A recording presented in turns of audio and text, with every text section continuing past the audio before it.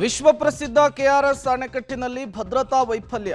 ಭದ್ರತೆಗೆ ಸರ್ಕಾರ ಕೋಟಿ ಕೋಟಿ ಹಣ ಖರ್ಚು ಮಾಡಿದರೂ ಕೂಡ ಈ ರೀತಿಯ ಅಭದ್ರತೆ ಯಾಕೆ ಅಂತೇಳಿ ಜಲಾಶಯದ ಸೂಕ್ಷ್ಮ ಪ್ರದೇಶದಲ್ಲಿ ಅಪರಿಚಿತ ಯುವಕರು ಹುಚ್ಚಾಟವನ್ನು ಮೆರೆದಿದ್ದಾರೆ.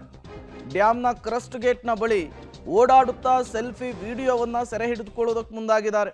ಬಿಗಿ ಬಂದೋಬಸ್ತ್ ಇದ್ರೂ ಕೂಡ ಇಲ್ಲಿಗೆ ಬಂದಿದ್ದೇವೆ ಅಂತ ಹೇಳಿ ಸೆಲ್ಫಿಯನ್ನು ತೆಗೆದುಕೊಂಡು ಹುಚ್ಚಾಟವನ್ನು ಮೆರೆದಿದ್ದಾರೆ.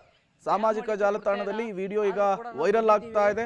ಡ್ಯಾಮ್ನ ಭದ್ರತಾ ವೈಫಲ್ಯದ ಬಗ್ಗೆ ಸಾರ್ವಜನಿಕರು ಆಕ್ರೋಶವನ್ನು ಹೊರಹಾಕ್ತಾ ಇದ್ದಾರೆ.